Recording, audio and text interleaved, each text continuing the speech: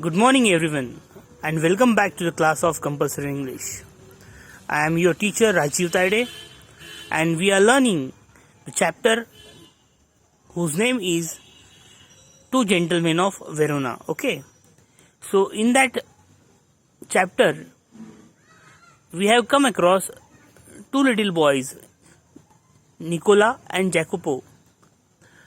These two boys are brothers, and as the writer is narrating the story, we have seen that the two boys request them to take them to the village, and our author agreed to that, and now onwards they have come to a hospital and they have met a nurse in a proper nurse dress.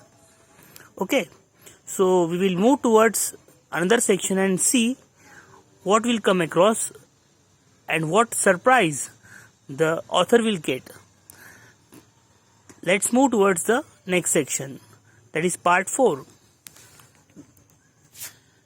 I just brought two small boys here. Ah, yes. Her face lit up. She opened the door to admit me. Nicola and Jacopo, I will take you up. तर या ठिकाणी लेखक त्या नर्सला भेटल्यानंतर तिला म्हणतो की मी या ठिकाणी 2 लहान मुलांना घेऊन आलेलो आहे. तर त्यावरती ती जी नर्स आहे ती आश्चर्यचकित होऊन आहा असा उद्गार काढते आणि म्हणते, तिचा चेहरा उजळतो, ती दरवाजा उघडते आणि लेखकाला आत येऊ देते. Nicola and Jacopo, I will take you up. त्यांचं नाव निकोला अँड जॅकोपो आहे. मी तुम्हाला वर घेऊन जाते. She led me through a cool tiled vestibule into the hospital. For hospital the villa had become. ती आता त्यांना एका थंडगार अशा वेस्टिब्यूल म्हणजे एका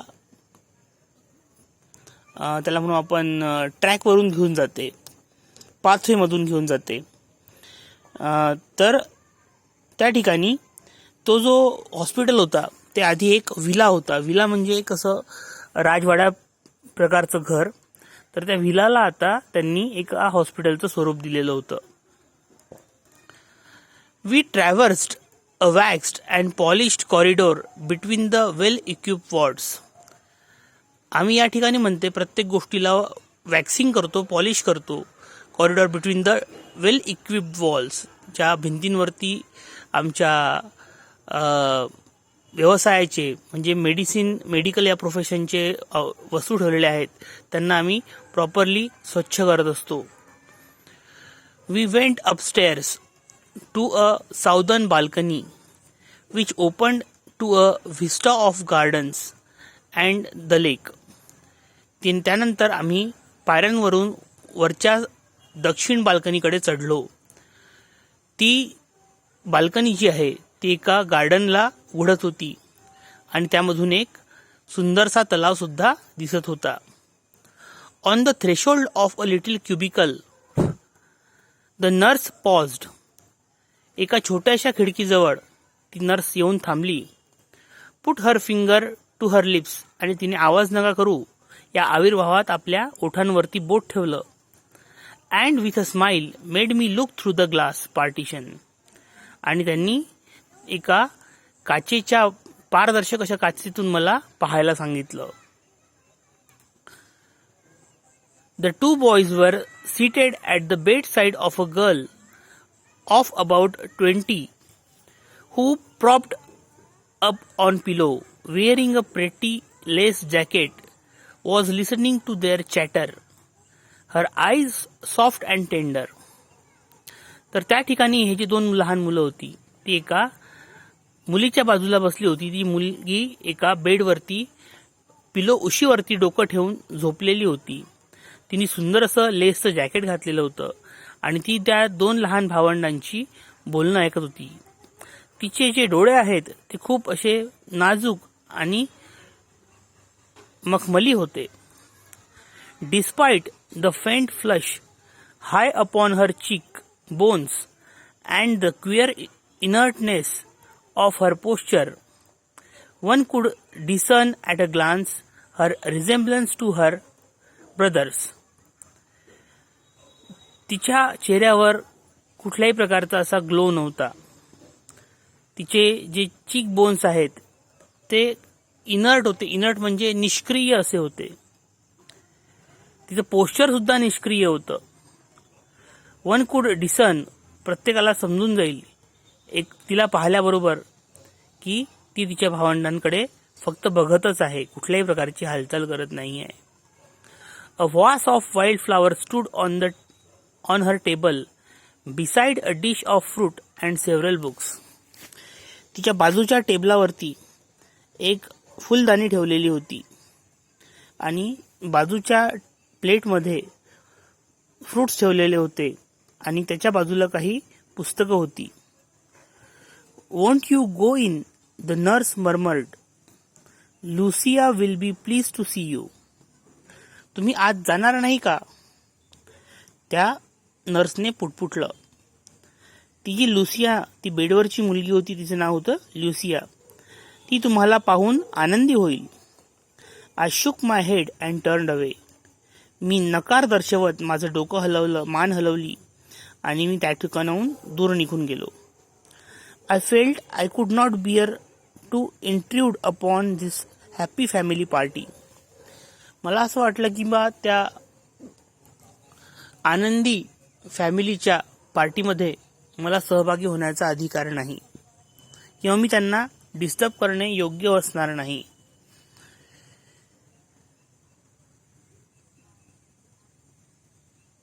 But at the foot of the staircase, I drew up and begged her to tell me and all she knew about these boys.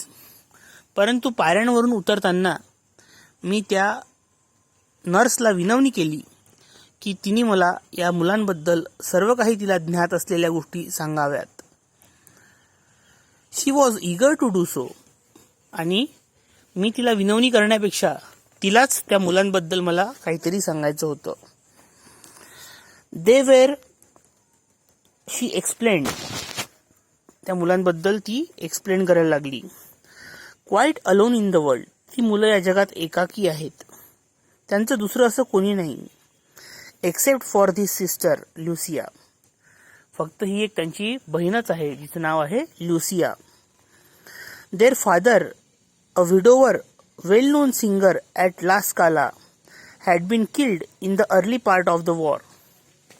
जेव्हा हे दुसरं महायुद्ध सुरू होतं त्या काळामध्ये त्या तीन भावंडांच्या वडील जे विधुर होते, म्हणजे या तीन भावंडांची आई आधी मरण पावलेली होती, त्यांना फक्त वडीलच होते आणि त्या वडिलांची डेथ सुद्धा त्या युद्ध दरम्यान झाली. ते एक चांगले सिंगर होते त्यांचे वडील. ला स्काला या ठिकाणी ते गाणं म्हणत होते. Shortly afterward a bomb had destroyed their home and thrown the 3 children into streets. आणि त्या युद्ध दरम्यान त्यांच्या घरावरती एक बॉम्ब पडला आणि हे तिघही भावंड त्या ठिकाणी अनिकेत झाले. त्यांना कुठल्याही प्रकारचं घर उरलेलं नव्हतं. They had always known a comfortable and cultured life. Lucia had herself been training as a singer, and they had suffered horribly from near starvation and exposure to cold Veronese winter. त्या लहान मुलांना कुठल्याही प्रकारच्या त्रासाची सवय नव्हती. त्यांनी अगदी आरामदायक आणि सुसंस्कृत असं जीवन जगलेलं होतं. लुसिया ही स्वतः गाणं म्हणण्याचं शिक्षण घेत होती आणि त्यांनी अशा प्रकारचं दुर्दैवी असं दुःख भोगणं की जणू एखाद्या भुकेनी मरून जाईल, त्यांच्यावरती भूकमरीची सुद्धा वेळ आलेली होती. आणि त्या व्हेरोनाच्या शहरामध्ये जी कडाक्याची थंडी पडते त्यालाही ते लोक सामोरे गेले. For months they had barely kept themselves alive in sort of shelter they built with their own hands amidst the rubble. त्या युद्धाच्या काळात सुद्धा त्या भावंडांनी, त्या तिघांनी त्यांच्यासाठी एक छोटासा निवारा असा बांधून घेतला आणि कसंबसं त्यांनी स्वतःला जिवंत ठेवलं. Then the German elite guard established headquarters in Verona and त्यानंतर जर्मन मधल्या काही लोकांनी त्या ठिकाणी हेडक्वार्टर्स स्थापन केले व्हेरोनामध्ये. For 3 dreadful years ruled the city with ruthless severity. आणि त्यांनी त्या ठिकाणी खूप क्रूरतेने राज्य केलं. The boys grew to hate those harsh unwanted masters. त्या निर्दयी आणि नको असलेल्या मालकांना ते 2 लहान मुलं खूप जास्त राग करत होती. त्यांना त्यांच्यापासून द्वेष होता. And when the resistance movement began secretly from they were among the first to join. आणि जेव्हा त्या जर्मन सैन्याविरोधात जेव्हा चळवळ उभारल्या गेली तेव्हा या 2 लहान भावंडांनी सुद्धा ती चळवळ जॉईन केली. It was not a matter of playing war. ते लहान मुलं काही युद्धच खेळणार नव्हते हाती बंदूक घेऊन. Their extreme youth and insignificant size add to an intimate knowledge of neighboring hills made them forces of liberation and more dangerous still to ferret out information on the movements of German troops. आता ती 2 खूप लहान मुलं होती, extreme youth, अगदी कोवडी. त्यांची size जी होती, उंची बांधा हे खूप छोटंसं होतं आणि त्यांच्यामध्ये पण बुद्धिमत्ता प्रचंड चांगल्या प्रकारची होती. आणि त्यांना त्या डोंगर रांगांबद्दलची माहिती सुद्धा चांगली होती. आणि म्हणून त्या 2 लहान मुलांनी त्या युद्धकाळात खूप महत्त्वाची अशी भूमिका पार पाडली. ते लोक, ते 2 लहान मुलं माहिती गोळा करत की जर्मन ट्रूप्सच्या हालचाली, जर्मन सैन्याच्या हालचाली कशा प्रकारच्या आहेत यावरती ते लक्ष ठेवत आणि त्या व्हेरोना शहरातील सैनिकांना ते पुरवत. The good nurse broke off her eyes moist. Then with even deeper feeling she went on. त्या नर्सनी त्या 2 भावांची कथा सांगताना आपले डोळे पुसले आणि अजून संवेदनशील होऊन ती पुढे त्यांची गोष्ट सांगत होती. I need not tell you how fine they were. साहेब, मला तुम्हाला ही वेगळी गोष्ट सांगायची गरज भासणार नाही कदाचित की ती 2 मुलं किती चांगली आहेत. दीज इन्फंट्स, ही नव्याने जन्माला आलेली मुलं, how they went in darkness, कशा प्रकारे ते काळोख्यात लोटल्या गेली. Through the mountain passes with letters in their shoes. त्यांच्या बुटामध्ये त्यांनी पत्र लपवून ठेवली आणि काळोख्या रात्री ते त्या डोंगर रांगांमधून जाणं येणं करायची, जेणेकरून त्यांना आपल्या सैन्यापर्यंत माहिती पुरवता येईल. Which might cause them to be shot. आणि जर ते पकडल्या गेले असती 2 मुलं अशा प्रकारे हेरगिरी करताना, तर कदाचित त्यांना गोळी मारून टाकण्यात सुद्धा आलं असतं. And when it was all over and we had peace at last. आणि जेव्हा हे सगळं संपलं आणि या ठिकाणी शांतता निर्माण झाली, they come back to their beloved sister. ते परत आले आणि त्यांनी त्यांच्या बहिणींना भेटले. They found her suffering from tuberculosis of spine. आणि युद्ध संपल्यानंतर ते जेव्हा परत आली, आपल्या बहिणीला भेटली, तर त्यांनी बघितलं की तिला मणक्याचा ट्युबरक्युलोसिस हा रोग झाला होता. Contracted during the miseries of war. She paused, took a quick breath. तिला त्या युद्धाच्या दरम्यान झालेल्या घटनांनी श्वासाचा सुद्धा त्रास व्हायला लागला. Did they give up. त्यांनी त्या ठिकाणी हार मानली का? I do not have to answer that question. आणि त्या 2 लहान मुलांनी हार मानली का या प्रश्नाचं उत्तर मला द्यायची गरज नाही आहे सर. जे काही आहे ते तुमच्या समोरच आहे. They brought her here, persuaded us to take her into the hospital. ते त्या मुलीला या ठिकाणी घेऊन आले, आम्हाला विनवणी केली की आम्ही त्या मुलीला या हॉस्पिटलमध्ये ठेवावं. In the 12 months she has been our patient. 12 महिन्यांपासून ती आमची पेशंट आहे. She has made good progress. आणि तिने फार चांगल्या प्रकारे प्रोग्रेस केलेला आहे. तिची तब्येत सुधारते आहे. There is every hope that one day she will walk and sing again. आणि अशी अपेक्षा आहे की एक दिवस ती चालू लागेल आणि गाणं सुद्धा म्हणेल. Of course everything is so difficult now. आणि खरी गोष्ट आहे की सगळ्या गोष्टी आता डिफिकल्ट होऊन चुकलेल्या आहेत. Food so scarce and dear. जेवण खूप कमी आहे आणि प्रिय आहे. We could not keep going unless we charge a fee. आम्ही कुठल्याही पेशंटची विनामूल्य सेवा नाही करू शकत. But every week Lucia's brother have made their payment. परंतु प्रत्येक आठवड्याला ती 2 लहान मुलं आमच्यापर्यंत आलीत आणि प्रत्येक आठवड्यात त्यांनी आमचं जे काही बिल होत असेल ते त्या 2 भावंडांनी पे केलं. शी ॲडेड सिम्पली.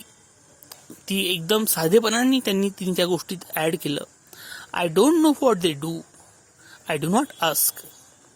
मला माहीत नाही ती 2 लहान मुलं काय काम करते आहेत. मी त्यांना कधी ते विचारलं सुद्धा नाही. Work is scarce in Verona. या ठिकाणी व्हेरोनामध्ये काम करणं फार भयानक आहे. But whatever it is, I know they do it well. जे काही करत असतील, परंतु मला माहिती आहे की ती फार चांगलं काम करत आहेत. Yes, I agreed.